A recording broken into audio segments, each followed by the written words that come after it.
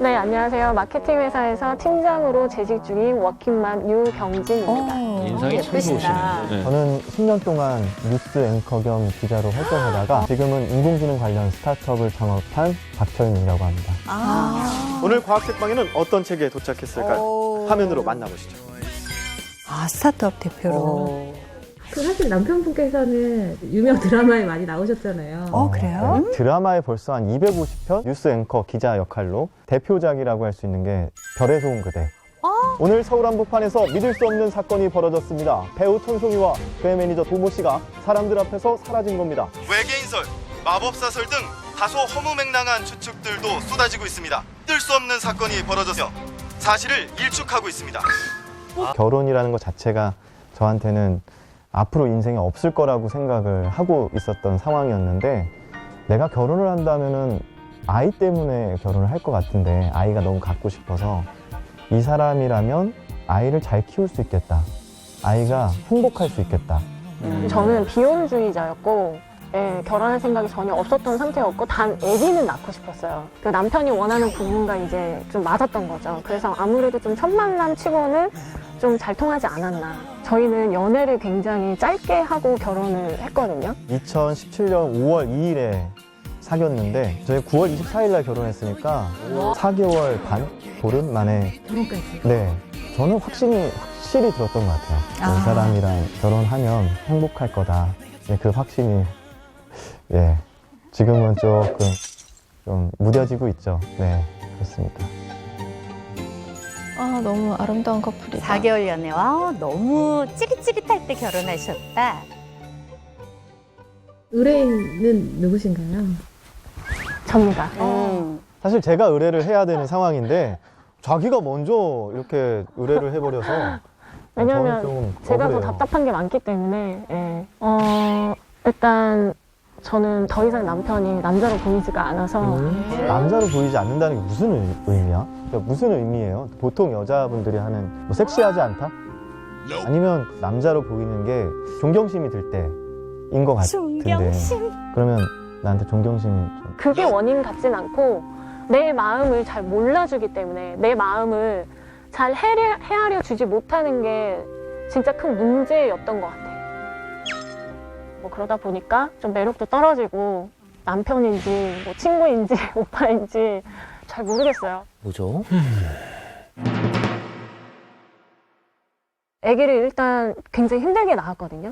최악의 케이스가 이제 3일 동안 유도 분만을 하고 결국에는 이제 자연분만을 하지 못하고 제왕절개를 하는 케이스가 가장 최악의 케이스라고 말씀을 하시더라고요. 노산이어서 그런지 몰라도 그 3일이 저한테는 진짜 너무 고통스러웠고, 내가 이게 죽을 수도 있겠구나, 이런 고통이었거든요. 자연분만 꼭 해야 되나, 그냥 내 몸을 위해서 그냥 제왕을 빨리 할까? 오빠 나 어떻게 할까? 어떻게 할까? 이랬는데 자연분만? 우리 좀만 더 버텨보자 이러는 거예요. 네, 이유는?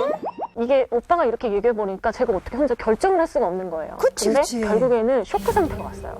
저와 아기가 같이 산소가 모자라가지고 쇼크 상태가 결국엔 와가지고 결국엔 제왕을 했어요. 근데 병실에 들어가서 일단 너무 아픈 거예요. 아프지. 진짜 어떻게든지 참았어요. 근데 남편은 뭐 도움도 안 되고 나 잠자리도 불편하니까 본인은 집에 가서 잠을 자겠다라는 거예요. 지금 생각해보면 나 진짜 완전 실수하셨네. 잘못했네. 그러니까 후회를 하시네. 그때 4인실인가? 했는데 저 말고 이제 세 분이 있잖아요. 남편들이 계속 오는 거예요. 그치. 낮에도 오고 밤에도 오고 내가 왜 그랬을까? 계속 와서 뭐 진짜. 걱정을 하고 막 괜찮냐 막 이러는데 전 남편이 없어요. 좀 와전된 게 낮에는 있었어요. 밤에만 없었어요. 낮에 잠깐. 네, 근데 밤에- 밤에가 더 밤에 한 그렇잖아요. 하루인가 이틀 없었어요. 다음 때는 계속 있었는데, 와이프는 약간 그 말할 때도 보면 좀 극단적이에요. 아니야. 아니야. 저 아주 아니고요. 극단으로 가요. 한 거 아니면 안 한 자기 거예요. 합리화를 시켜요. 그러니까 저는 맨날 조금만 안 해도 안 한 거예요. 조금만 안 아니, 해도 안 한 하거든요. 예를 들어서 우리 애기 기저귀를 한번 갈아줬어요. 그러면 한 거예요. 거죠. 한 번 했어도 한 거죠. 그러니까 100번 중에 한 번 했어도 저는 한 거예요. 근데 와이프는 100번 중에 한 번만 하는 거는 99번 안 한. 그러니까 약간 부정적인 스타일이고 제가 좀 긍정적인 스타일이에요. 그리고 진짜 잘난 척이 너무 심해요. 진짜 뭐 애기는 제대로 보지도 않으면서 저한테랑 어머님한테랑 아버님한테는 뭐 애기를 이렇게 보면 안 된다고. 아. 잔소리는 이론으로. 다 하는 거예요. 제가 깨우친 걸 알려드리는 거예요. 그러니까 한 번도 육아 서적을 본 적도 없고 애기를 키워본 적도 없고. 나는 경험을 그냥 통해서 얻었어. 저는 아이를 진짜 잘 재우거든요. 5분 안에 재웠었어요. 아이를 재울 때. 제가 이제 포근하게 감싸주면서 가끔씩 이렇게 하다가 툭 떨어뜨려요. 그건 본인의 생각이거든요. 떨어뜨리면 애가 이렇게 툭 떨어지잖아요. 이 자세가 편한 자세. 그게 아니라 이렇게 자는 거예요. 이게 진짜 이렇게. 그럼 아이도 자연스럽게 잠이 들어. 이 방법이 한번 통하잖아요? 그럼 이게 맞는 거야. 모든 사람한테 다 강요를 해요. 제가 이렇게 재우고 있잖아요. 그러면은 이렇게 하지 말고 이렇게 하라고 이렇게 막 이래요 저한테. 그게 뭔가 있어요.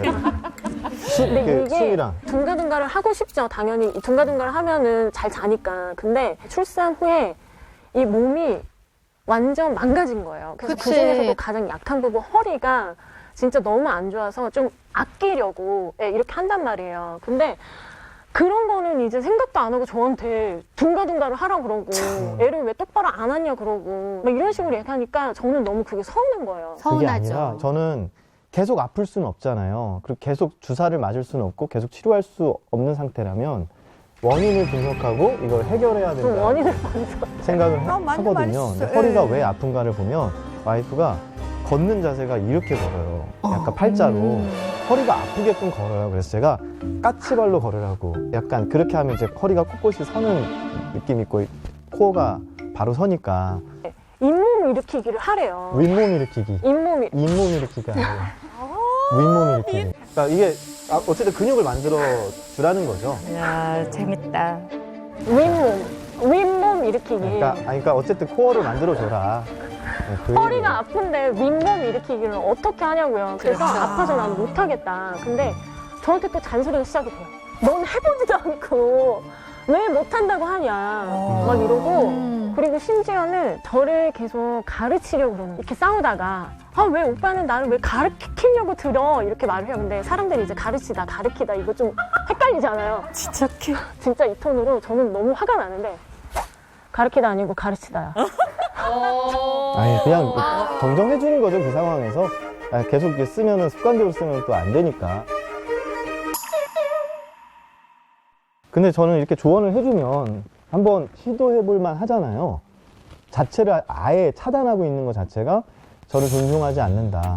아예 그냥 어떻게 보면 업신여기는 거죠. 무시하는 거죠. 업신여긴 건 생각을 하는구나. 그러니까 그런 모든 것들이 이제 자기 기준에 맞춰서 저한테 뭐 얘기를 하니까 저한테는 공격적으로밖에 들릴 수밖에 없고 그쵸. 잔소리로밖에 제가 생각을 할 수밖에 없고 내 생각은 이런데 너 생각은 이렇구나 아 그랬구나 이렇게 좀 공감을 해줘야 되는데 그래. 내가 생각하는 건 이런 건데 이게 맞는 거야 너가 잘못된 거야 뭐 이런 식으로 얘기가 되니까 그때부터 이제 어긋난 거예요. 그리고 저는 이제 아기 낳고 나서 시부모님이랑 또 같이 살아요. 뭐 어쨌든 같이 살기 때문에 서운할 수 있는 부분이 있잖아요. 그러면은 공감을 좀 해줘야 되는데 그런 부분도 이제 공감이 안 하고 공감보다는 지적을 먼저 하시는구나. 얼마 전에 시어머님이 가끔 장을 보시면은 어머님 돈으로 이제 쓰시다 보니까 좀 이게 좀 부담스럽다 하셔가지고 카드를 드렸어요. 근데 그러고 나서 체크카드였는데 제가 이제 체크카드를 써야 되는 상황이 와가지고 제가 그거를 다시 달라고 하고 그 남편 카드를 줬어요. 근데